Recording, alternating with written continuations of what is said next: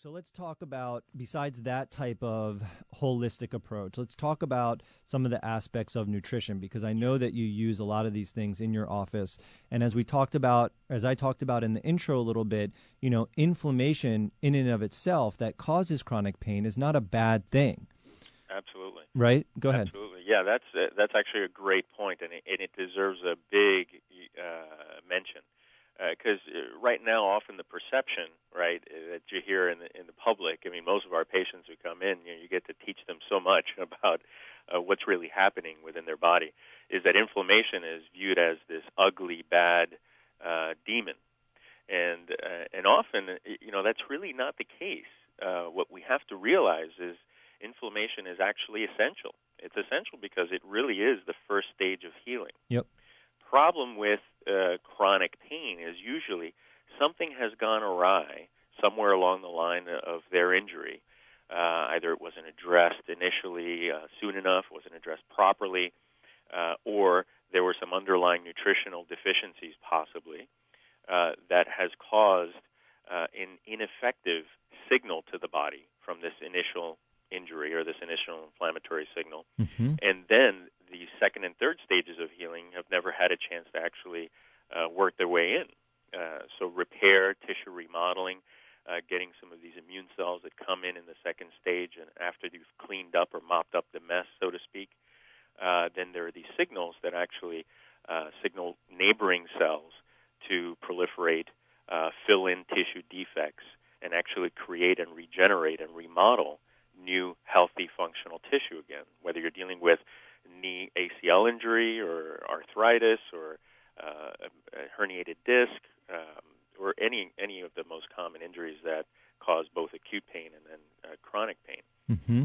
So people are stuck in sort of that initial phase of inflammation that's leading to pain. So let's talk about from a nutritional standpoint. Mm-hmm. I mean, there are definitely some factors that I know about that I want you to share with the audience about, how is it that what you're eating can promote you being stuck in certain phases of inflammation that are going to contribute more to pain. So maybe we're going to talk about definitely some specific nutrients during the show that help get you unstuck out of that. Mm-hmm. But from a general dietary perspective, I know you have some macronutrient guidelines. So basically the big picture that you want your patients doing when they come in dealing with pain issues. What are they, and why are they important for this process of healing and getting people out of pain and promoting the body's recovery?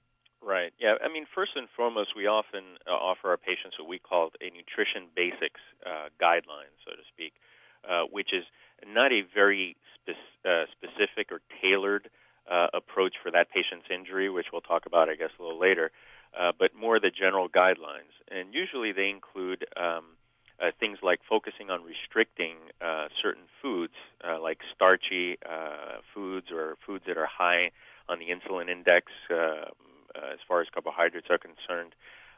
Also nutrient timing in terms of when to eat some of these foods, including moderate protein amounts, diets that are high in leafy, fibrous, green veggies and fruits, mm-hmm. Limiting certain vegetable oils, particularly sometimes corn oil or soybean oil can be actually pro-inflammatory, mm-hmm. As are, of course, the trans fatty acids. Right. And then focusing more on intake of omega-3 fats and omega-9 fats from, of course, omega-3 fats, things like fish and flax, and omega-9 fats like olive oil, avocado, almonds, cashews, etc. And then, again, just getting patients to eat more frequently also usually helps. And some of the simple guidelines that we use for patients, things like eating vegetables that are powerfully green, mm-hmm. With each meal, complete naturally lean protein sources, and then